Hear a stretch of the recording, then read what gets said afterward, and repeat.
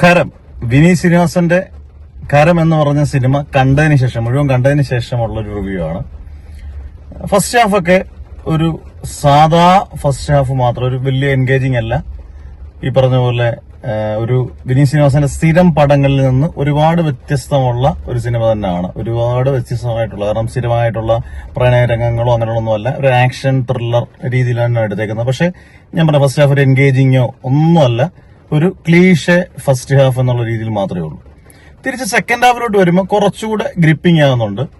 ഈ നോബിൾ എന്ന് പറയുന്ന നായകൻ ഗംഭീരമായിട്ട് അഭിനയിച്ചിട്ടുണ്ടെങ്കിൽ പോലും നമ്മളിലേക്ക് പല ഇമോഷൻസും കണക്ട് ചെയ്യാൻ പറ്റുന്നില്ല, നമുക്ക് പ്രേക്ഷകന് കണക്ട് ചെയ്യാൻ പറ്റുന്നില്ല. നല്ലപോലെ ആക്ഷൻ സീക്വൻസ് ഒക്കെ ചെയ്തിട്ടുണ്ടെങ്കിൽ പോലും പക്ഷെ ഒരുപാടിടത്ത് ഡയറക്ഷണൽ മിസ്റ്റേക്ക് ഉണ്ട്. കാരണം പലയിടത്തും ഈ പറഞ്ഞ പോലെ ഒരു ബ്രില്യൻസ് നഷ്ടപ്പെട്ട പല സീനുകളും ഉണ്ട്. പക്ഷെ ബാബുരാജ് ഒരു വില്ലൻ പരിവേഷം ഉണ്ടെങ്കിൽ പോലും നല്ലപോലെ കോമഡി അതിന്റെ കൂട്ടത്തിൽ ചെയ്തിട്ടുണ്ട്. അത് കോമഡി ഒക്കെ നല്ലപോലെ വർക്കൗട്ട് ആയിട്ടുണ്ട്. പിന്നെ ഇതിനകത്തൊരു ഹിറ്റ് ആകാൻ പോകുന്ന സാധനം ഡോളോ 650യെ കുറിച്ച് പറയുന്നൊരു സീനുണ്ട്. അതുപോലെ തന്നെ കലാഭവൻ ഷാൻ ചെയ്തേക്കുന്ന റോള് അത്യാവശ്യം നന്നായിട്ടുണ്ട്. പിന്നെ ഈ നായകന്റെ മോനായിട്ട് വരുന്ന ഒരു പയ്യന്റെ ഒരു സീൻ ഒക്കെ നല്ലതാണ്. അങ്ങനെ എടുത്തു പറയാൻ ഒരു 4-5 സീൻ സെക്കൻഡ് ഹാഫിൽ നല്ലപോലെ ക്രിയേറ്റ് ചെയ്തിട്ടുണ്ട്.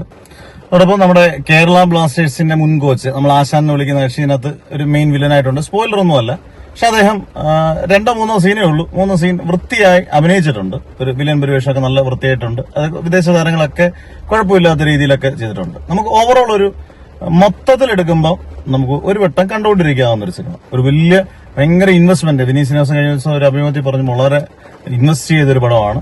ശരിയാണ്, നല്ലപോലെ കഷ്ടപ്പാട് അല്ലെങ്കിൽ സാമ്പത്തികമായിട്ട് നല്ലപോലെ മുടക്കിയതാണ്. പക്ഷെ ഈ പറയുന്ന ഒരു വൺ ടൈം വാച്ചബിളിനപ്പുറത്തേക്ക് ഈ സിനിമ ഒന്നും തന്നെ കണ്ടുകൊണ്ടിരിക്കാം, കുഴപ്പമില്ലാതെ കണ്ടുകൊണ്ടിരിക്കാം എന്നുള്ളതല്ലാതെ നമുക്കൊരു എൻഗേജിങ്ങോ ഗ്രിപ്പിങ്ങോ ഉള്ള സാധാരണ ഒരു ആക്ഷൻ ത്രില്ലറിന്റെ ഒരു ഗണത്തിൽ കൂട്ടാൻ പറ്റുന്ന ഒരു കരമല്ല ഈ കരം.